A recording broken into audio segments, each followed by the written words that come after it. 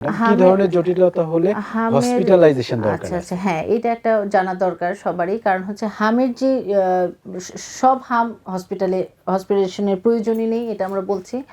তো হামের যে জটিলতাগুলি আমরা যদি দেখি যে বাচ্চার নিউমোনিয়া হয়ে গিয়েছে, বাচ্চার অনেক শ্বাসকষ্ট হচ্ছে, বাচ্চা কিছুই খেতে পারছে না, একদম বাচ্চা নেতিয়ে পড়ছে বা বাচ্চা ইউরিন আউটপুট হচ্ছে না অনেক সময় ধরে, বাচ্চার প্রচণ্ড ডায়রিয়া হচ্ছে, মানে কন্টিনিউয়াস তার পাতলা পায়খানা হয়েই যাচ্ছে হয়েই জি, জি। যাচ্ছে, সে ডিহাইড্রেশনের পর্যায়ে চলে যাচ্ছে, বা তার হচ্ছে ব্রেনের কোনো জটিলতা, খিঁচুনি উঠছে, যেটা আমরা মেনিনজাইটিস হামের জন্য যেটা বলি এনকেফালাইটিস হয়ে থাকে।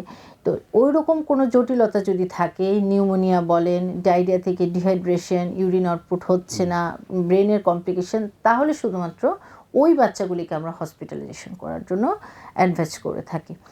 এছাড়া আসলে সব বাচ্চাদের প্রয়োজন নাই হসপিটালে ভর্তি হওয়ার। হ্যাঁ, ওই বাচ্চাগুলিকে আমরা বাসায় মাদেরকে আসলে বললেই বুঝায় কি বললেই যে কী ধরনের ধরনের, পরামর্শ হ্যাঁ, দিবেন মাদেরকে মা বাসায় হাম ম্যানেজমেন্টের ক্ষেত্রে?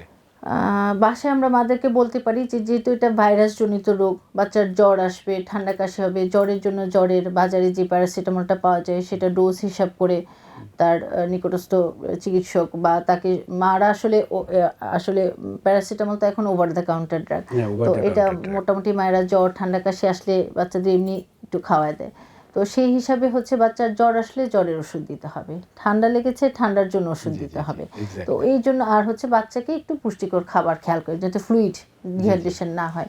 বেশি বেশি করে পানি, স্যালাইন, লেবুর শরবত, ডাবের পানি, এই জাতীয় জিনিসগুলি বাচ্চাকে ফ্রিকুয়েন্টলি দিতে ট্রাই হবে। করতে হবে যে আস্তে আস্তে দেওয়ার জন্য, যাতে বাচ্চাটা আমার ডিহাইড্রেটের দিকে না যায়। এক্সাক্টলি। এছাড়া হচ্ছে আসলে বাসায় রেখেই পুষ্টিকর খাবার দাবার টেক কেয়ার করে বাচ্চাকে বাসায় রাখা যাবে। এটা হসপিটালে নিয়ে যাওয়াটা আরও বেশি রিস্কি, আরও ১০টা বাচ্চা ১২টা বাচ্চা এফেক্টেড হচ্ছে, তাই এফেক্টেড না? হতে এই পারে। জিনিসটা বুঝিয়ে বলতে হবে যে আপনি বাসায় টেক কেয়ার করেন, আমাদের সাথে যোগাযোগ রাখেন।